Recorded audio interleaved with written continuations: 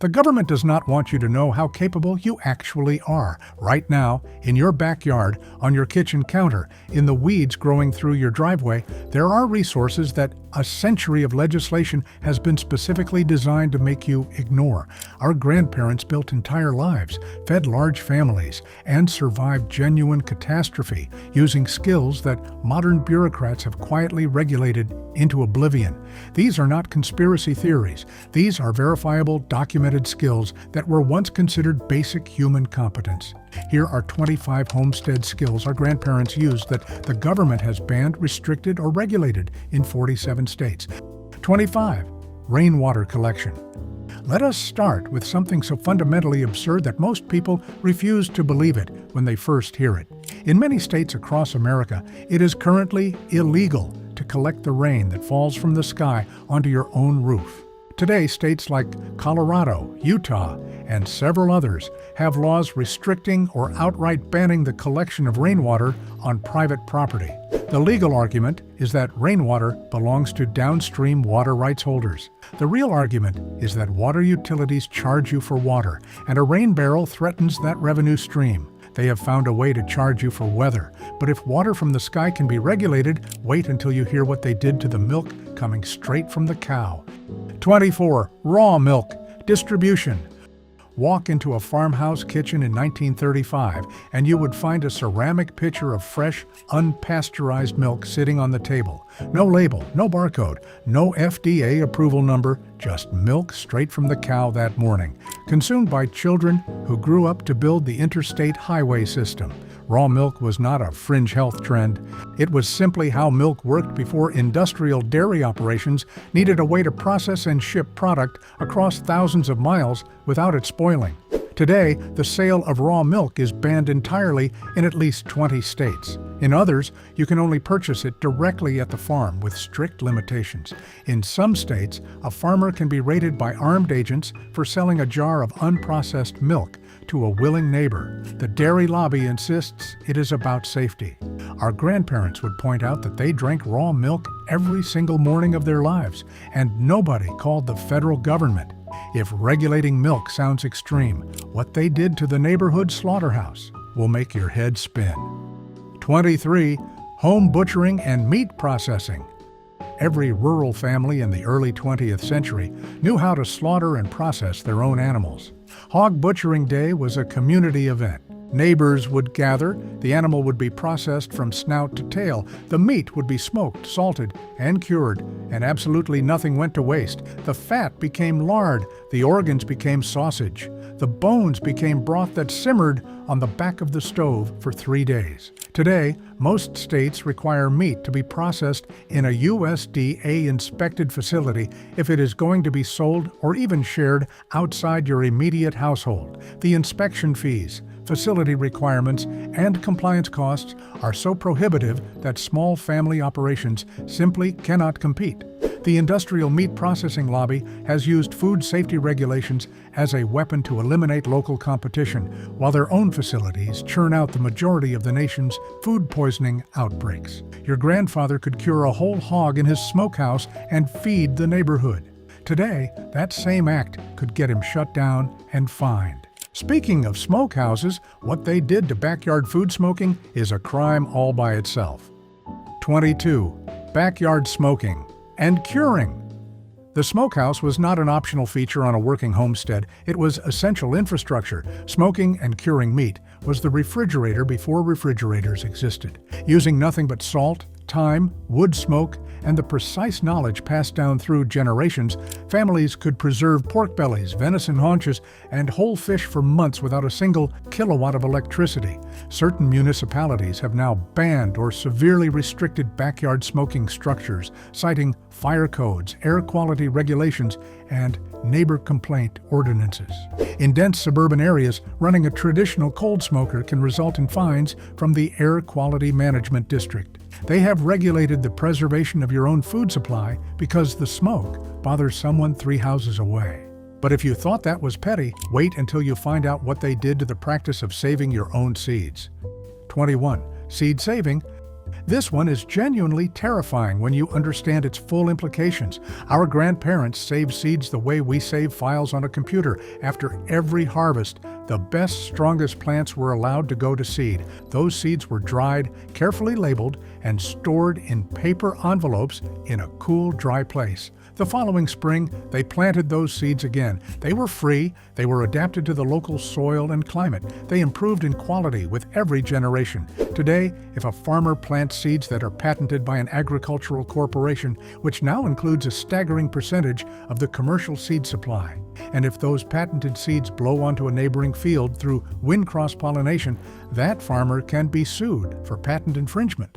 This has already happened, repeatedly. Courts have sided with the corporations. Seed libraries, which attempt to preserve and share heirloom varieties the way our grandparents did naturally, have faced opposition and threats in multiple states. They are working to make it illegal to grow food from the same plant twice. If controlling seeds sounds like the ultimate power grab, what they have done to the beehive in your backyard is the natural next chapter.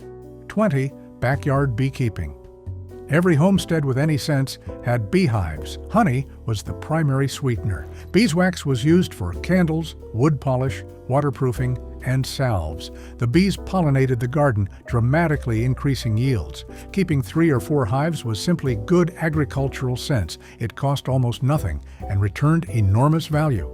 Today, keeping bees within city or suburban limits is banned or heavily restricted in a significant number of municipalities across the country. Where it is permitted, it often requires permits, mandatory inspections, minimum lot size requirements, and neighbor consent. The barriers are specifically designed to make casual backyard beekeeping impractical for the average homeowner.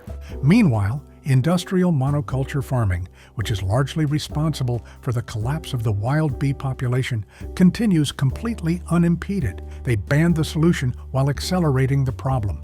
But bees are just the beginning of what they have done to backyard livestock. 19. Keeping urban chickens.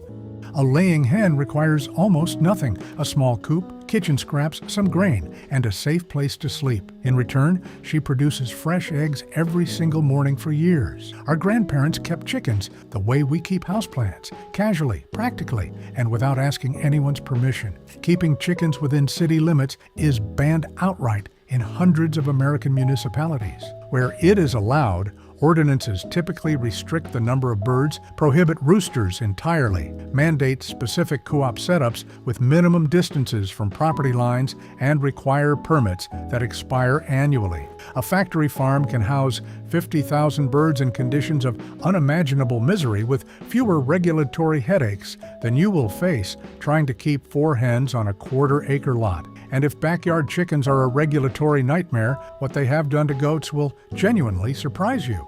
18. Keeping dairy goats. A single dairy goat produces enough milk to keep a small family in dairy products year-round. Goat milk can be drunk fresh, churned into butter, cultured into yogurt, and aged into cheese. The animal is small, manageable, inexpensive to feed, and far easier to keep than a dairy cow. During the Depression, a backyard goat was a genuine lifeline for urban and suburban families who could no longer afford store-bought dairy. Goats are banned in virtually every urban and suburban zoning code in the country. Even in agricultural zones, dairy operations are subject to licensing requirements, milk testing mandates, and facility standards that make small-scale production economically unviable. They eliminated the family dairy supply so completely that an entire generation has no idea it was ever an option. If controlling your dairy sounds invasive, you have not yet heard what they have done to your well. 17. Digging. A private well. Before the modern municipal water system, every homestead had its own well. You dug it yourself, or you hired a neighbor to help. You owned the water beneath your property the same way you owned the dirt above it. If the pump broke, you fixed it. If the water tasted off, you boiled it. You were entirely self-sufficient in one of the most critical survival categories that exists. Today, drilling a private well on your own property in most states requires a licensed contractor, permits from the State Water Resources Control Board, mandatory testing, and in some areas, formal approval from the local water utility. In certain municipalities where you have access to municipal water, you're not permitted to use a private well at all, even if it is on your own land. They want your water flowing through their pipes, measured by their meters, and billed to your address every 30 days. If water access sounds like a fundamental right, they have monetized. Wait until you find out what they did to the gray water coming back out of your house. 16. Gray water recycling. Our grandparents did not waste used water. The water you washed your dishes in was perfectly capable of watering the tomato plants. The water from the laundry tub could flush the outhouse. They understood water as a resource to be cycled through the property multiple times before it left the homestead entirely. Gray water recycling, directing the non-sewage water from your sinks, showers, and laundry machines toward landscape irrigation, is restricted or prohibited in a significant number of states. Many plumbing codes require all household water to flow directly into the municipal sewer system, where it is treated at enormous expense and discharged. You pay to send it away, and then you pay to have new water piped back in to replace it. They have made water conservation a compliance issue. What happens when that water hits the ground? The next skill is about what our grandparents did underground that modern HOAs consider an act of war. 15. Composting. The homestead had no such thing as organic waste. Kitchen scraps, vegetable peels, coffee grounds, eggshells, and garden debris went into the compost pile. After a few months of microbial activity, it became the richest, most productive soil amendment on Earth. It was free fertilizer. It eliminated the need for a garbage can. It returned nutrients to the garden that had been taken out by the previous season's crops. Open composting is currently banned or restricted by ordinance in hundreds of municipalities. HOA rules in thousands of planned communities prohibit visible compost piles entirely. The restrictions cite odor complaints, pest concerns, and aesthetic standards. The fertilizer industry sells you synthetic nitrogen derived from natural gas. Our grandparents made better fertilizer in a pile behind the barn for free. If they want to control what goes into your dirt, imagine what they have done to what comes out of it. 14. Outhouse construction and composting toilets. The flush toilet connected to a municipal sewer line is such an accepted piece of modern infrastructure that most people have never once questioned whether it is the only option. Our grandparents did not question it either because they had outhouses, and those outhouses worked perfectly well. The modern composting toilet is the sophisticated descendant of the outhouse. It requires no water, no sewer connection, and produces a nutrient-rich compost output that can safely fertilize non-edible plants. Off-grid homesteaders have used them for decades. In most jurisdictions in the United States, building a home without a connection to an approved sewage system or a permitted septic system is illegal. Composting toilets, where they are permitted at all, require approval from the county health department, specific model certifications, and often must be installed alongside a conventional septic backup anyway. They made the waterless toilet illegal to encourage water consumption from municipal systems. But if controlling your sewage is extraordinary, what they have done to the practice of building your own home will take your breath away. 13. Owner-built homes and natural building.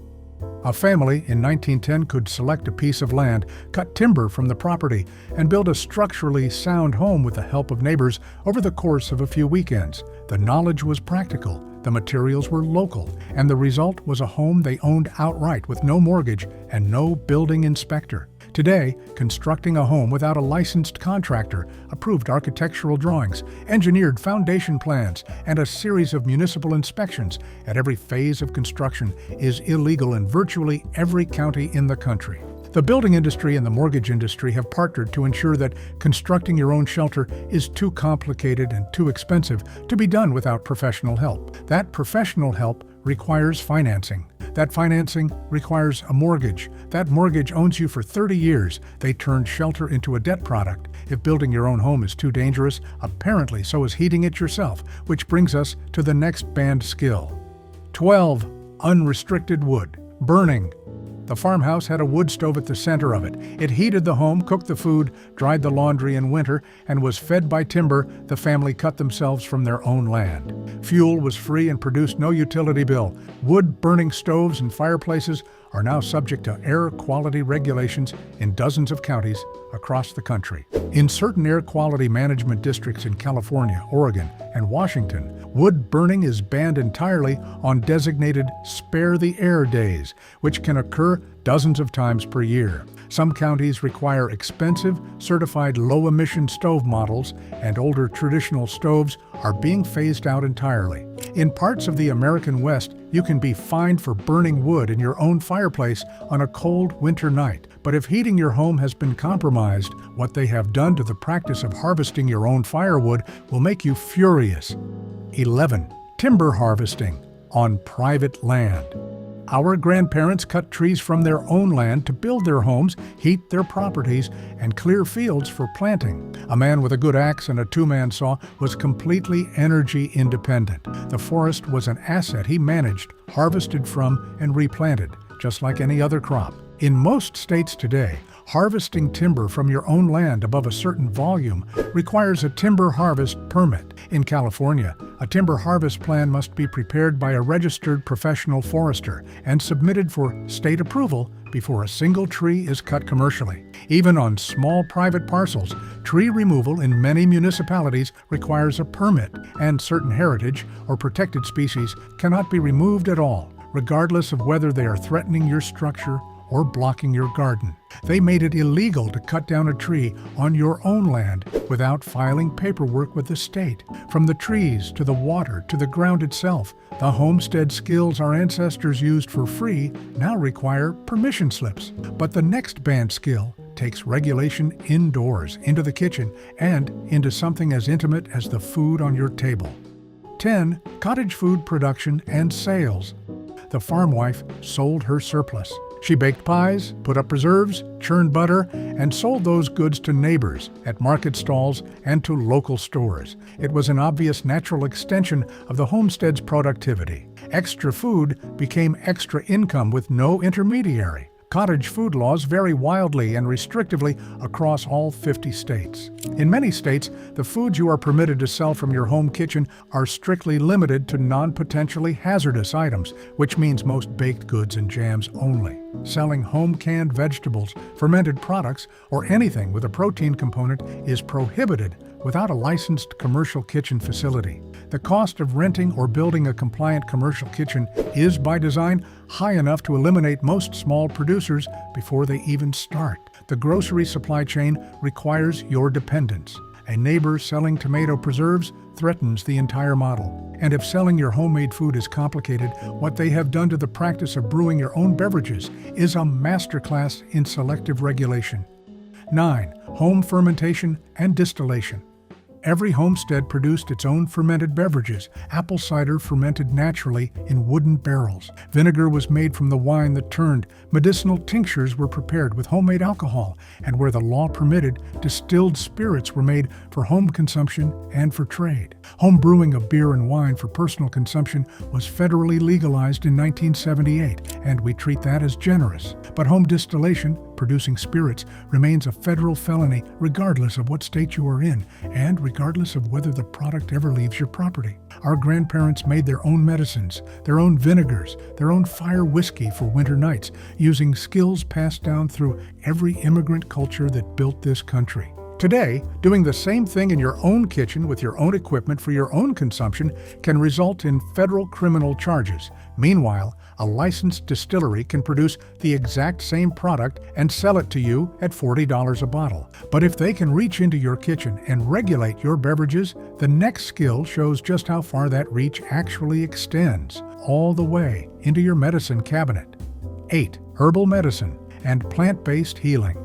The homestead had no urgent care clinic within driving distance. The family's first line of medical defense was the kitchen garden, the root cellar, and the knowledge passed down through mothers and grandmothers for generations. Yarrow packed a bleeding wound. Elderberry syrup fought respiratory infections. Valerian root calmed a sick child enough to sleep. Plantain, the weed growing in the driveway, drew out splinters and reduced swelling. This was not folk superstition. Many of these plants contain pharmacologically active compounds that modern medicine has since studied, isolated, and repackaged at enormous profit. Today, any herbalist, midwife, or traditional healer who makes specific medical claims about plant-based remedies is in violation of FDA regulations. Selling a tincture and describing what it does medically can result in the FDA classifying your product as an unlicensed drug. Practicing midwifery, which is simply assisting with a normal biological process that our species managed for hundreds of thousands of years before obstetricians existed, requires licensure in most states and is criminally prohibited without it in several. They took the knowledge that kept families healthy and locked it inside a billing code. If they regulated the medicine growing in your garden, the next skill shows they also came for the practice of teaching what you know to your own children. 7. Unlicensed apprenticeship and trade teaching. A blacksmith taught his son blacksmithing. A midwife trained her daughter in the art of birth. A carpenter passed his entire working knowledge directly to the next generation through years of hands-on work. Knowledge flowed freely between generations because the transmission of practical skill was considered a fundamental human activity. They replaced generational knowledge transfer with an institutional pipeline that charges tuition at every stage and produces licensed professionals who owe their economic survival to the licensing board that can revoke their certification at any time. Knowledge is power, and they want to be the ones who sell it to you. But if you thought regulating education was a power move, the next banned homestead skill is one that our grandparents would have considered basic human decency. 6. Gleaning and roadside foraging. After a harvest, farmers historically allowed the poor and the hungry to walk through the fields and collect whatever produce had been left behind, dropped, or was too irregular for market. This practice of gleaning is described in the Old Testament. It is one of the oldest social safety nets in the recorded history of agriculture. Modern food safety laws and agricultural liability regulations have largely ended commercial gleaning. Farmers who allow gleaners onto their land after harvest face potential liability if anyone is injured on the property. Foraging on public land, including state parks, national forests, and even roadside margins, is restricted or prohibited in most jurisdictions. You cannot legally pick an apple from a tree growing on public land in the majority of states. Meanwhile, grocery chains throw away an estimated 30 to 40% of all food produced because selling imperfect produce or donating surplus before it expires is more legally complex than landfilling it. They made picking up dropped food more complicated than throwing it away. If gleaning sounds ancient, what they did to the homestead tradition of fire management will light you up. 5. Controlled burns and land management. Indigenous peoples and early settlers understood fire as a land management tool. Controlled, deliberate burning cleared undergrowth, fertilized the soil with ash, reduced the fuel load that made catastrophic wildfires possible, and encouraged new growth that fed wildlife and livestock. It was sophisticated ecological management practiced for thousands of years before the Forest Service existed. Today, conducting a controlled burn on private land requires permits, pre-approval from the local fire department and state forestry agency, mandatory weather condition thresholds, and in many jurisdictions, certified burn manager credentials. In some states, and during extended fire weather watches, all burn permits are suspended entirely, regardless of local conditions. They banned the cure and then acted surprised by the disease. But if fire management has been taken from your hands, the next homestead skill strikes at something even more primal, the act of hunting your own food. 4. Subsistence, hunting and trapping.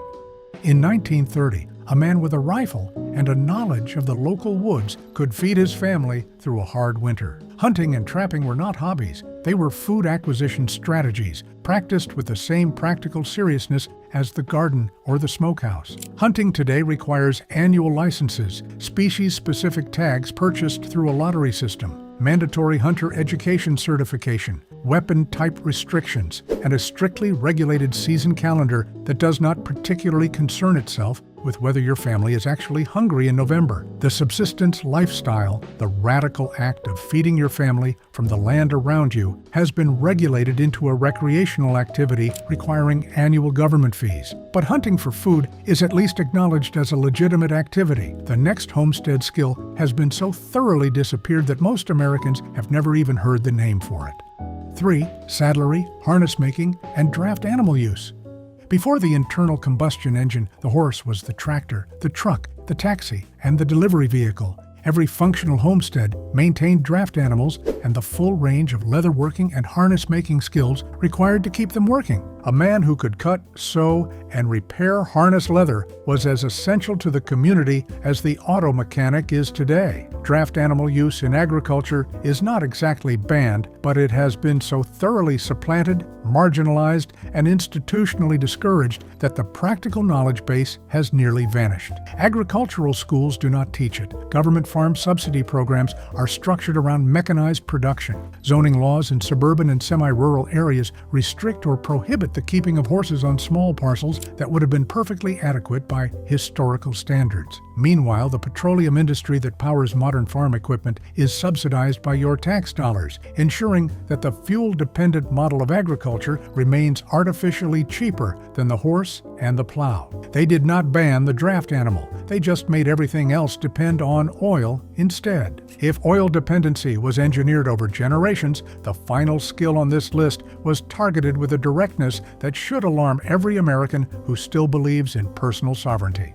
2. Living off-grid without municipal services.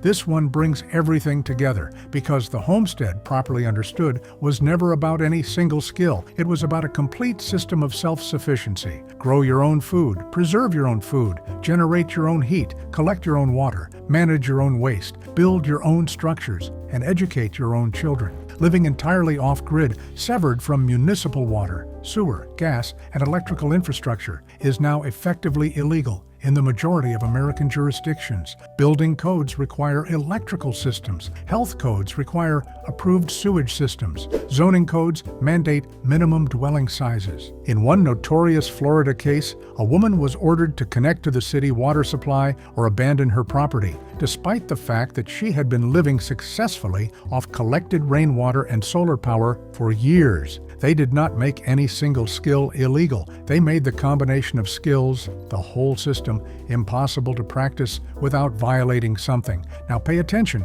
because the final skill on this list is the one that makes all the others possible. 1. The knowledge itself.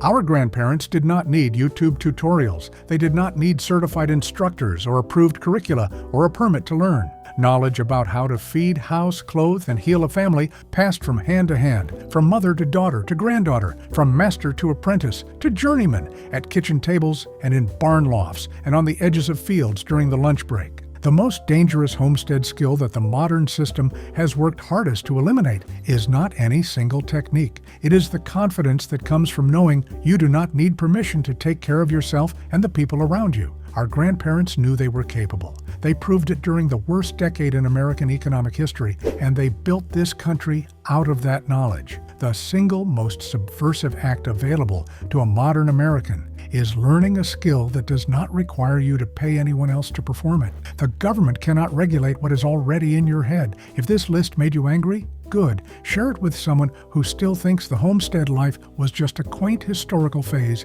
and not a system of genuine freedom that was methodically dismantled. Hit subscribe so you never miss another look at the skills, the history, and the knowledge they are counting on you to forget. And leave a comment below. Which of these 25 skills are you going to start learning first? Your grandparents did not ask for permission. Neither should you.